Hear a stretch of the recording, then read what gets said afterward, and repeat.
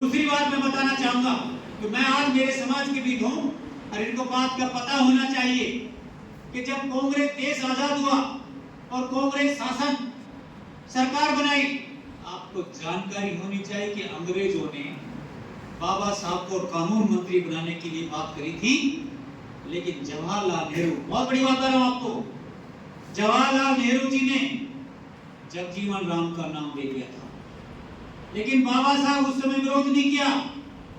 बाबा साहब ने जगजीवन राम का विरोध नहीं किया। जवाहरलाल नेहरू कांग्रेस का संतावन, कांग्रेस का मुख्य लीडर, ये चाहता था कि दलितों का एक मुखिया, क्यों कि बाबा साहब देश का नहीं विश्व का नेता थे, वो एक एक आवाज, आपकी आवाज को सुनना चाहते थे। बहुत बड़ी बात बता रहा हूं, जगजीवन राम को मंत्री बना दिया, बाबा साहब को नहीं बनाया, लेकिन बाबा साहब ने विरोध नहीं किया।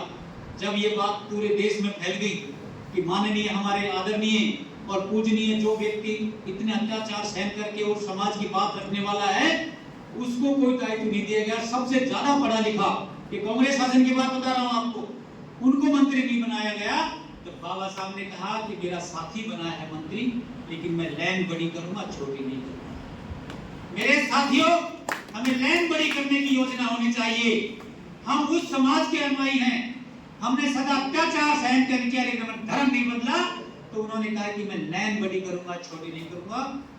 जब अंग्रेज सरकार की टीम ने बाबा साहब को बुलाया और ये कहा कि हम जगजीवन राम को हटा दे और आपको मंत्री बना दे, तो बाबा साहब ने क्या कहा पता है?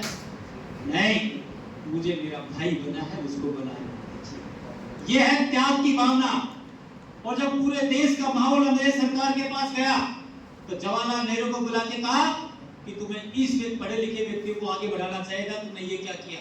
तो आपको जानकारी होनी चाहिए कि एक एक व्यक्ति, 5 व्यक्तियों को लिया था, एक सिख समाज से, ऐसे हर समाज के व्यक्ति लिए थे। तो बाबा साहब ने क्या तरक दिया बताना चाहूंगा आपको।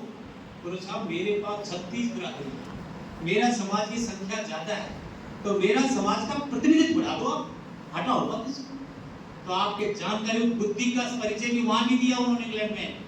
और जगजीवन राम के साथ साथ बाबा साहब को बनाया गया था मंत्री दूसरा, और 1 साल के बाद बनाया था। तो ये था कांग्रेस की कूटनीति। कांग्रेस नहीं चाहती थी, लेकिन उसने बनाया, क्या ना, अंग्रेजों ने 1 साल के बाद बाबा साहब को मंत्री बनाया। पहली बात। दूसरी बात मैं बताना चाहूंगा आपको, जब माननीय हमारे आदरणीय, जिसकी हम पूजा करते हैं, उनके आदेशों को हम लेके चलते हैं, उनको राज्यसभा में भेजने के लिए कांग्रेस शासन ने बिल्कुल मना कर दिया था, लेकिन भारतीय जनता पार्टी के कार्यकर्ता संघ परिवार ने बाबा साहब को राज्यसभा के माध्यम से भेजा और देश के गवर्नर मंत्री। तो ये कहिए आप साथियों।